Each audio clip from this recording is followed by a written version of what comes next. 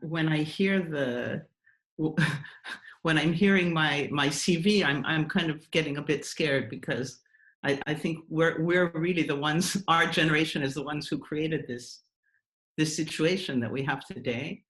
But at the time, we thought we were really doing something that was actually going to build a lot more opportunities for people like us, who are artists, who are designers, who are photographers, who are art historians of sorts, and also people with very specific skill sets that couldn't really manage to get them into kind of normal career streams, except for academia.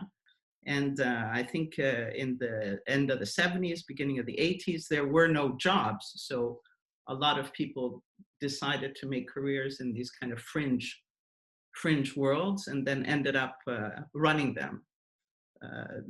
Today, I wanted to talk about hospitality. Hospitality in the sense, in the next 10 years, cultural institutions will have to redefine the parameters of their mission. This text I wrote in 2018, and when I was rereading it this afternoon, I realized that all of these things are still there. Hospitality is not a cultural practice, but Jacque Derrida claims it's culture itself. It's ethics. There is no culture without hospitality. Social engagement is also becoming, as education, part of the new institutional script. This is part of something that has a profound sense of social engagement, involves the understanding and full acknowledgement of diversity, and sets a plan for a common ground. In terms of future programs and services, hospitality and social engagement must stand side by side. Recently, there was a lot of controversy about this kind of thinking for cultural institutions, and you know, the ICOM had even started thinking about how to introduce these topics in the institutional script, and it's a little bit too radical for now to go into these things. Benjamin Boudou, who's a young French philosopher, says that if hospitality is a political concept, it is a contested one, essentially contested. And the same is true on the concept of freedom and equality and fraternity. The difficulties start when we begin to go into details, when, for example, we talk about freedom in the workplace, equality in the school, and fraternity for foreigners. This is the back end of the crisis we're living in right now. Michel Boens told us the other day that the crisis we're living in right now is the accelerator and the big revealer and the big accelerator of many things that we know. It's just now we're getting a chance to test them out. I wanted to look at three things with you. What is the context today? What kind of cultural institutions for today, and what may change? When this becomes kind of the new normal, what is the context? The context that we've known up until now is this kind of, let's say, world gentrification through a cultural filter. We can see in this very simple chart, I mean, when we were in art school, there were very few biennales and triennales. There were still 8. That means there was Art Basel, there was the Venice Biennial, there was the Biennial in Sao Paulo, and we were all like, Documenta was like a total privilege. So we waited in great anticipation, and one day when we would be invited to join Documenta, for one reason or another, we would see it kind of like as a sacred privilege. Of course, over time, in the middle of the 90s, there was, actually in the middle of the 80s, there was a kind of a big crash, but there was no, the world wasn't as big as it is today. China didn't exist for the art world. Dubai, the Middle East, Pakistan, India, all of those places were places where there was no real art market. And so the crash was very heavy. Today, all these biennales and triennales and also art shows present, you know, something locally which is acknowledged internationally. Very few of the biennales that take place in Venice would show a Venetian artist, for example. But of course, for the economy, it's very good, but also for the art economy, with over 300 biennials, triennials, and art fairs. This means 300 directors, 600 assistants, 300 curators, 300 artistic directors, 300 technical heads, 300 sponsorship directors, and about 50 companies in the world that support it all. But it creates a whole economy, and in many ways, it's a connected economy. And it is in the local sphere, but also with a global filter. But right now, it's canceled. Everything we've been working on is canceled. The list is very long. Also, the idea of crowds is canceled. We were doing a study one day about Paris, and Paris has had 28 million visitors a year, and 20 million of them go to Galerie Lafayette. The Venice Biennial, you can imagine that Venice used to have 30 million visitors a year, and only 500,000 go to the Venice Biennial. So the figures, you know, in a numbers game, you can see a little bit about what it really means. Also, in a generational game, the younger baby boomers had the big ideas for this gentrification of the art world. Generation X kind of came up and said, you know, we're going to be helping you, but we also want to lead at some point. But then Generation Y came and said, we're actually going to take the lead. Now we're in Generation Corona, which is the Black Swan generation. And we're going to see what happens there. But in the numbers game, you can also see that in a kind of a loose study of what social networks are right now and what countries are in terms of size, Facebook is bigger than China, it's bigger than India, it's bigger than every country as almost a country in itself, and the average age of that country is 32 years old. So I think these statistics are kind of what the new world will be built on. There's a lot of youth. I mean, if you look at Nigeria, the average age is 18. If you look at Germany, the average age is over 40. So this kind of shift will happen also in the way we look at our institutions in the coming years. And of course, in the original of Marina Abramovic of nudity, you had the friction of some kind of racy obscenity. And then in the reenactment, everyone is beautiful and perfect. And then in the future, we will be able to reenact it in any way we want, with anyone we want. So it kind of destroys this original fear, this original friction of something we don't want to really do. And in friction goes into fiction as well, because in a way, the fiction of Yves Klein is about production, and producing fiction is often our work. We have to produce the fiction. So what kind of cultural institution or institution at large can we have today? The monument, this idea of the iconic building, the iconic monument, the iconic people, the stars, the monumental moment, and in fact, others make the monument. You don't make your own monument. Transformer, Bilbao was a transformer. It's a transformer, not in the Lou Reed sense of transformer, but almost. The UFO, it just lands somewhere, and you know, people are fascinated by the light and hypnotized by it, and it looks amazing. The Ark, this is probably the scenario we're going to have now.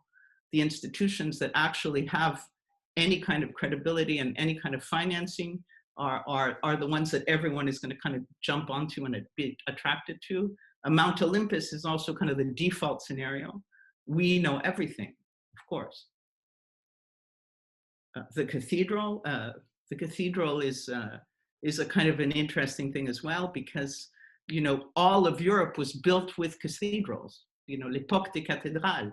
It took 300 years to build a cathedral.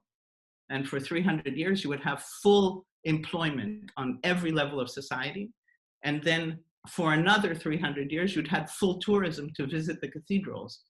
So now you can't imagine any project whatsoever. I mean, if in an architectural office, you would say to someone, this building will take 300 years to build, but you'll have a full economy in your town if you do it. No one will do it. It could be a mall. This is a whole series of new art malls. It can be mission control, which is kind of like probably what we're going to go into next week. You know, everything is kind of looked at through different kinds of apps. It can be a startup. Some museums, some cultural institutions think of themselves as startups. They start up in something and they try to find that spirit, the spirit of the risk, which art used to be about, or fascination. The exhibition palace, this used to be the Grand Palais. This was the purpose of the Grand Palais, the fascination of science and of objects.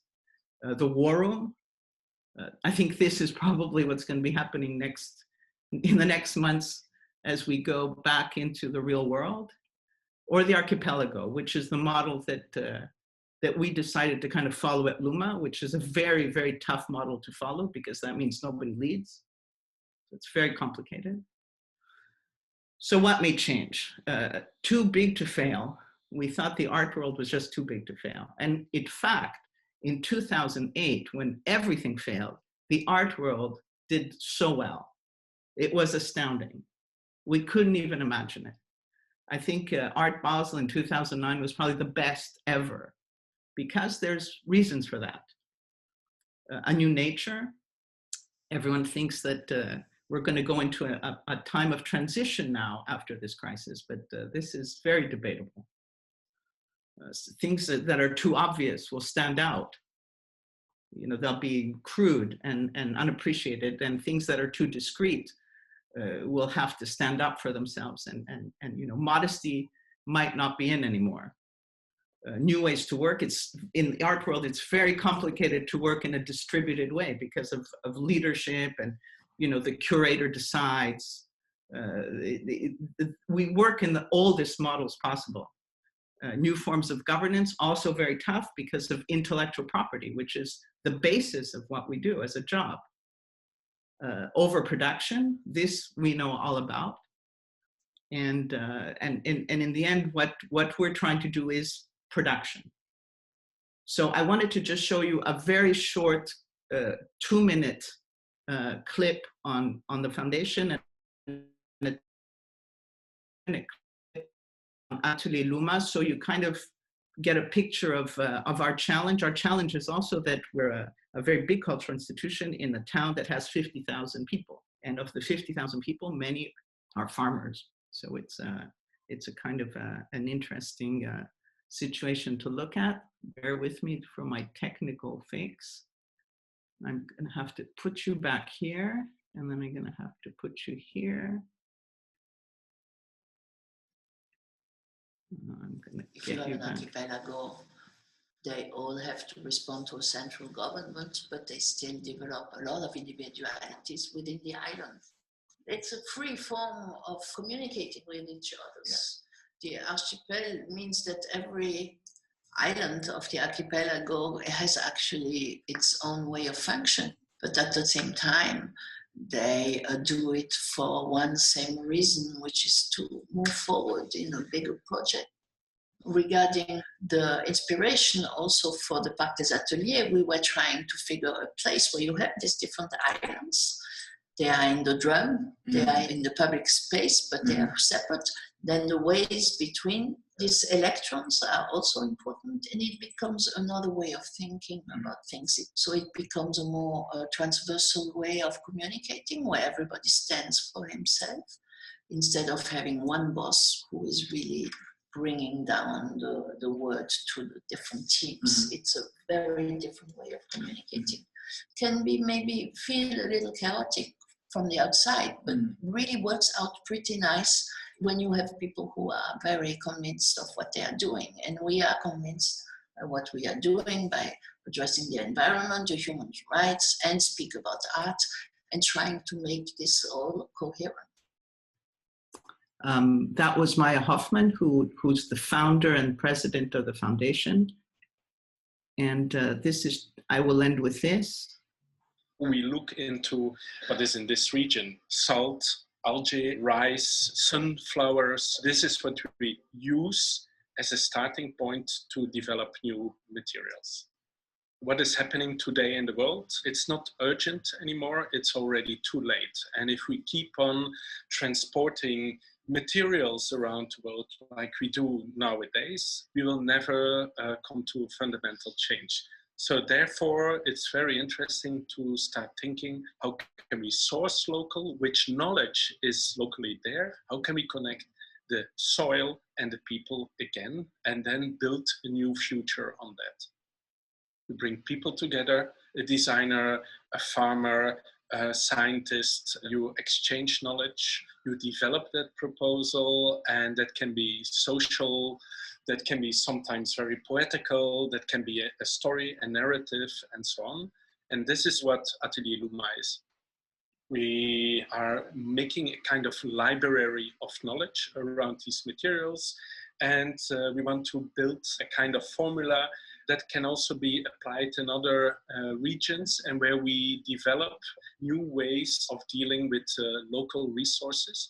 And we hope that this place will become a school, a place where this knowledge is exchanged intensively by workshops with students, with scientists, with artists. All these things come together in Atelier Luma.